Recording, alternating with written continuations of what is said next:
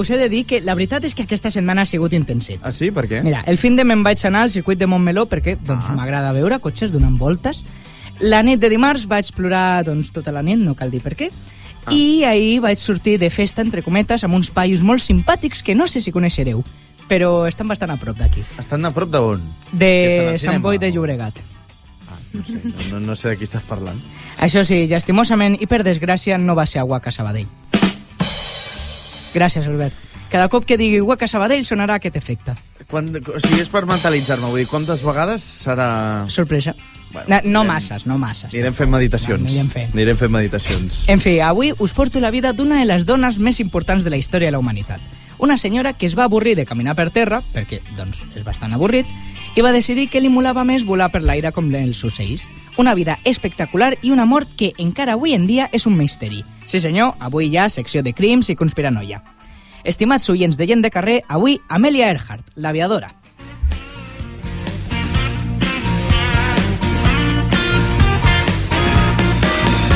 I per començar aquesta història hem de marxar molt lluny. Sí, molt lluny. Concretament el 24 de juliol del 1897, a Atchison, Kansas, o una cosa així es pronuncia. L'Edwin i l'Amy acaben de tenir una filla a qui diran Amelia Earhart. Ja està, avui no hi ha nom complicat. Amelia Earhart. Avui no hi ha misteri, eh? No, és el nom i ja està.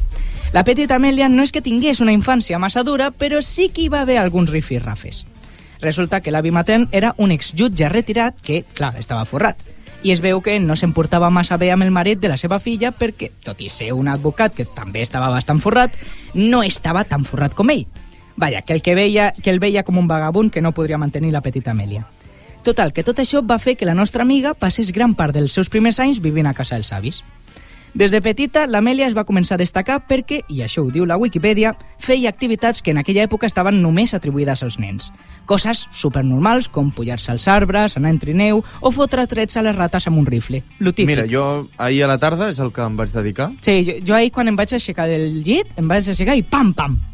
També... Sobretot el tema de pujar arbres, també, vull dir... Sí, pujar arbres. Jo sé més res de rifles, però sí. També li agradava agafar retalls de diaris on sortien notícies sobre dones aventureres.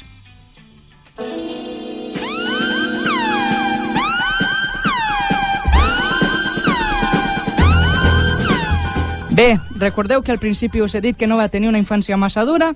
Bé, us he mentit molt fortament. Ja m'estranyava. Era mentida. Ja m'estranyava. És que he de llegir-me tota la Wikipedia abans de començar a escriure els guions, perquè si no, doncs em passen aquestes coses. Sí, clar, perquè de canviar-ho després, no. S'ha de mantenir l'essència. S'ha de mantenir l'essència. Clar, un cop està escrit ja no es canvia. Jo estic molt a favor. Resulta que el pare el van fotre fora de fer d'advocat i va haver-se de buscar una altra feina. Però què passa? Que mentre buscava entrevistes de treball també li va començar a donar pel trinco-trinco. Sisplau, mai aneu en una entrevista de feina amb ressaca. És un consell de l'Agència Catalana de Consum. Sí, com sigui, l'Edwin no aconseguia cap treball estable i a més bevia com una esponja. Així que l'Amy, la mare, va agafar l'Amèlia i es van pirar totes dues. A partir de llavors, la nostra amiga va tenir un parell de feines que, en realitat, doncs estaven bastant allunyades del món dels avions. Però el 1920 va arribar l'hora de la veritat. Resulta que un bon dia la van convidar a veure un espectacle aeri. En això que es va quedar tota meravellada i va dir «Jo em vull dedicar a això». O sigui, a l'Amèlia li va passar literalment el mateix que em va passar a mi el primer dia que vaig seure aquí. Oh!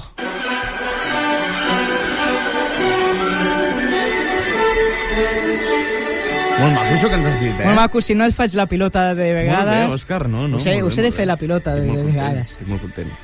Però clar, per ser pilot, primer diguem-ne que doncs, t'has de treure el carnet. No pots agafar i pujar-te a un avió i enlairar-te el primer dia perquè potser la cosa no acaba de la millor manera. Això li hem de preguntar consell a la Marina, que... Amb avions no, però amb cotxes... Jo amb cotxes... Sí. Sí, no? Sí, experta. Així va ser com va conèixer la Neta Snook, una pionera de l'aviació que li va començar a donar classes.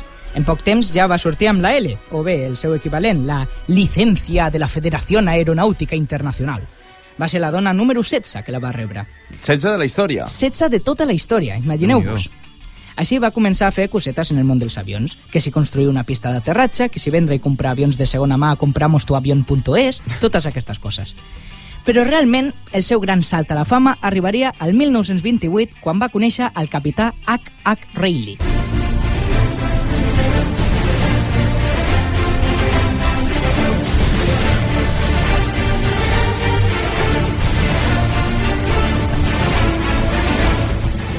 El Reilly era un famós capità d'aleshores, però no de vaixell, sinó d'avió, perquè si no, pues, no tindria sentit que aparegués aquí.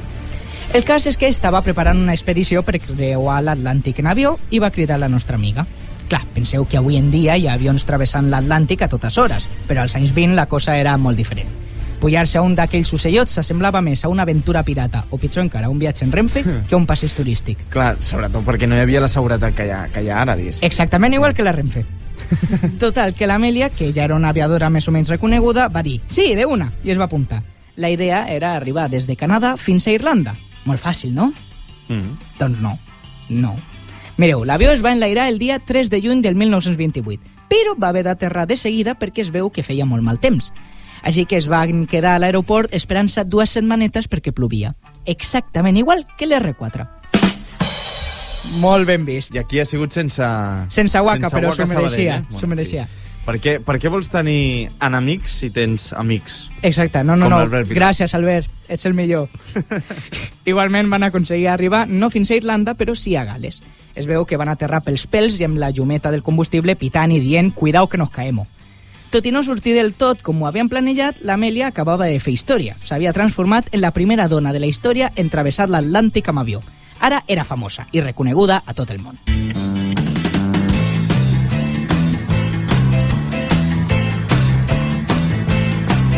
Don't you love her madly? Don't you need her badly? Aprofitant tot el rebombori que es va liar, li va donar per escriure un llibre que es deia 20 hores 40 minuts, on explicava les seves vivències com a aviadora. Mentre intentava publicar aquest llibre, va conèixer un editor que es deia George Putnam, que li va ajudar a publicar-ho. Per aquelles coses de la vida es van acabar enamorant i els dos es van casar poc temps després, el 1931. Però entre llibres i conferències, l'Amèlia seguia enamorada del món dels avions. Literalment no parava quieta. En poc més de 2 anys va fundar, primer, una cursa d'avions que recorria 3.700 quilòmetres i que estaria molt guapo que encara fessin avui en dia. Home, tu imagina't. Una cursa d'avió. Ha de ser espectacular, eh? Ha de ser bestial, o sigui... Clar, no hi ha línia de meta, perquè és aèrea, Bueno, clar. no? Però és que ha d'estar molt xulo, això. No sé com seria. Bueno, fan, jo que sé, des del Prat fins a l'aeroport de, jo que sé, de Londres. Sí, llavors una cosa tu, així. diguessis, calcules la teva ruta, no? Sí, no? Bueno, suposo que Suposo, sí. no? Jo que No sé. n'he fet mai cap, eh? No, jo tampoc he vist, imagina't. Segon, va fer l'associació Les 99, que era un grup de dones pilot que comptava amb 99 membres. Per això li van posar aquest nom tan original, Les 99.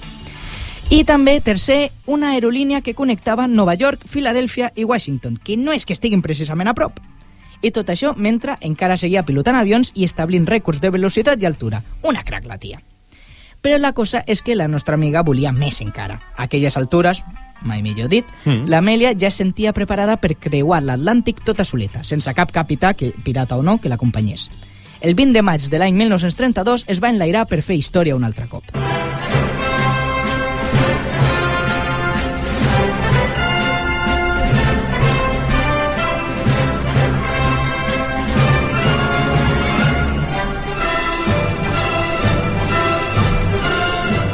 Poso aquesta cançoneta perquè em fa venir al cap la imatge aquesta de les pel·lis d'Indiana Jones, on es veu el mapa i un puntet... Sí, que es va com difuminant, no? Sí, que es va difuminant, sí, que van de Londres al Cairo, després a Alemanya, la Índia, sabeu de què parlo, no? Sí.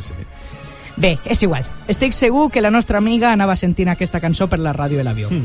Segons informes d'aquella època, a l'Amèlia no li agradava el cafè, cosa totalment normal i acceptable fins al moment en què t'has de fotre un vol de 20 hores d'avió pilotant-lo tu soleta. Aquí se t'acaba la tonteria del Clar, cafè, clar. no existia el Red Bull ni res d'això i es veu que es mantenia desperta olorant sals. Textualment a la Wikipedia diu olorant sals. Sals... Quin tipus de sals? Minerals. Suposo. La Sal cosa... de l'Himalaya. No, com els que aixequen pes, no? Sal de l'Himalaya. Sí, sal de l'Himalaya. Això Això no està contrastat, eh? No, és Hauríem idea de meva. contrastar-ho, això, A la Wikipedia posa sal, ja està. Només posa sal, ¿vale? Jo he fet aquí la meva invenció i vosaltres podeu creure el que vulgueu. D'acord, ho farem. La cosa és que va aconseguir arribar a Europa, però a un lloc a prendre pel sac d'on l'esperaven. Va aterrar com va poder al mig d'un camp i es va trobar un pagès que passava per allà. Normalment m'invento les converses dels personatges, però aquesta està reproduïda textualment, almenys en part, tal i com surt a la Wikipedia. Uf, com trontollava el ditxós avió. Semblava un Rodalies circulant per Montcada bifurcació. Perdoni, senyor, on estic? Bon dia i Déu la guardi. Ara mateix es troba al pasturatge del Gallagher. Gallagher, del Liam o del Noel? Ni de l'un ni de l'altre has caigut a un autèntic oasis al mig d'Irlanda.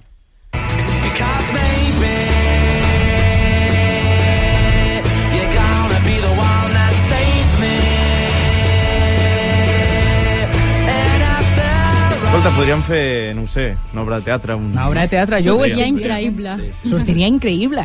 És que jo ho penso. Teatre en directe, aquí en la ràdio. L'Amèlia estava destrossada. Semblava vinguda d'un viatge de 40 hores en Renfe, és a dir, de fer el trajecte entre Terrassa i Sabadell. Però estava feliç. No només s'havia transformat en la primera dona en travessar l'Atlàntic tota sola, sinó també la que va recórrer major distància i a sobre en menys temps.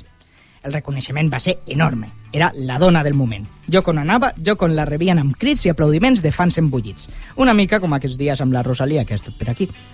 Durant els següents anys es va dedicar a fer encara més vols pel món. Com veieu, aquesta dona era el que en termes psicològics i psicosocials anomenem un cul inquiet de manual. De Los Angeles a Mèxic, de Mèxic a Nova Jersey, de Hawaii a Washington... Aquesta última va ser molt important perquè es veu que abans d'ella ho van intentar uns altres 10 pilots i els 10 van acabar coneixent a Déu Nostre Senyor. I ella, veient això, va dir una frase que, segons les fonts que miris, varia. Segons alguns, la nostra amiga va cridar qui tingui por a morir, que no neixi. Segons altres, va cridar YOLO, simplement YOLO. Sí, com sigui, el missatge és exactament el mateix i va quedar gravat en la història de la humanitat. Sí, són frases que es fan servir, no? Claro, posen frases cèlebres de la història de la humanitat. No? YOLO, Amelia Earhart, 1930 i pico. I això tens un quadre tu a l'habitació, no? Exactament. Sí. Afortunadament va sobreviure i en veure que pràcticament tot li sortia bé, que estava literalment en ratxa, a que no endevineu què va fer. Efectivament, puja la posta un altre cop.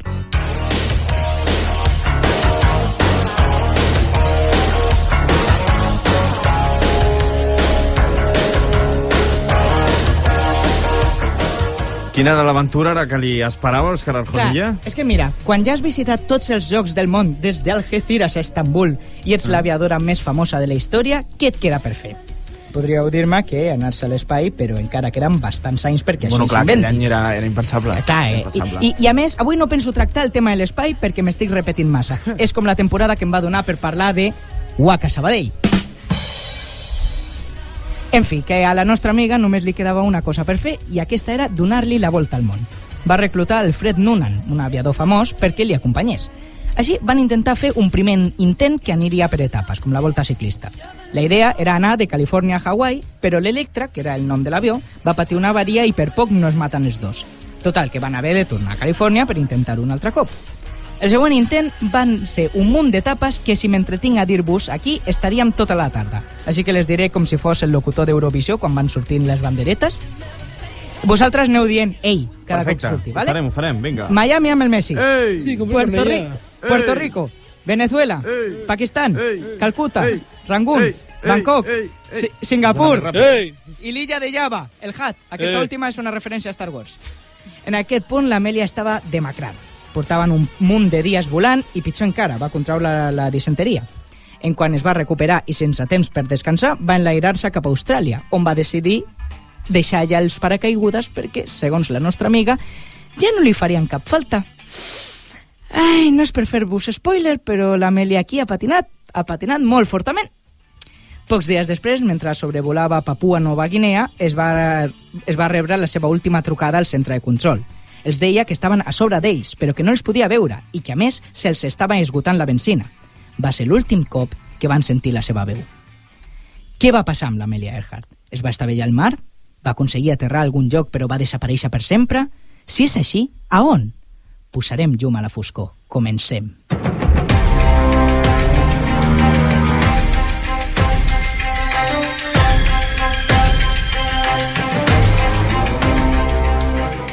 Hola a tothom, soc Òscar Arjonilla, gràcies per acompanyar-nos. Avui us parlarem del misteriós cas de l'Amelia Earhart. Durant els dies que van seguir a la seva misteriosa desaparició, les forces de seguretat van remoure terra, mar i aire per trobar-la. Però va ser inútil, no van trobar res. Només un parell de mesos després, la Marina, la dels Estats Units, perquè si fos la d'aquí no quadrarien les dates, decideix suspendre la cerca. Què ha passat amb l'Amelia? La hipòtesi oficial és que simplement es va caure al mar i es va esfumar.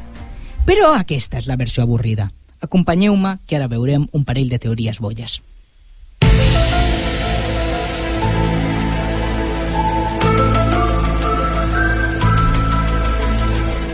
Bones i màgiques nits, buscadors del misteri. Uns 3 anys després de la mort de l'Amèlia es van trobar uns ossos humans a una illa deserta. La posició coincidia amb les coordenades de la pilot. I si potser i només potser, va caure a una illa deserta i va sobreviure menjant cocos com si fos el Tom Hanks? Doncs no, perquè resulta que els ossos eren d'home. Però encara hi ha una altra teoria. Resulta que als anys 80 van trobar una foto als arxius secrets de l'exèrcit americà on suposadament es veia la nostra amiga al mig d'un port prop del Japó després d'haver desaparegut. Segons aquesta teoria, després d'estavellar-se, la va capturar ni més ni menys que l'exèrcit del País del Sol Naixent. I a partir d'aquí, agafeu-vos on pugueu perquè venen 2 possibilitats molt bolles. Opció 1, els japonesos se la van carregar per espionatge. Opció 2, els americans la van rescatar i es va estar vivint la resta de la seva vida amb una identitat falsa. Quina preferiu? Home, més divertida la segona. Més divertida la segona, no? Sí. Doncs cap ni una, perquè es va descobrir que la foto era de molts anys abans que l'Amèlia desaparegués. Així que res, a dia d'avui no es sap què va passar amb ella. Potser simplement es va enfonsar, igual se la van carregar uns japonesos, o potser encara és viva i viu amb l'Elvis i el Maradona, jo què sé. L'únic que podem saber és que l'Amelia Earhart, allà on estigui, és literalment una crack. I believe I can fly. I believe I can touch the sky. I think about it every night and day. Spread my wings and fly away. I believe I can soar. Doncs ja veiem un personatge absolutament addicte a aquest tipus de coses que et fan sentir... Sí, és com quan vam parlar... energia a saco, diguéssim. És com quan vaig portar l'escalador aquell, el de l'Everest, que era... Sempre buscant més, mai és suficient. Sí, que tu deies, mai un no hay huevos havia arribat tan lluny. Sí, doncs exacte. és això, és el mateix. Exactament. No hi ha ovaris, en aquest cas. Doncs tanquem així aquesta secció. Òscar Arjonilla, moltes gràcies. Moltes gràcies a vosaltres. Sometimes silence can seem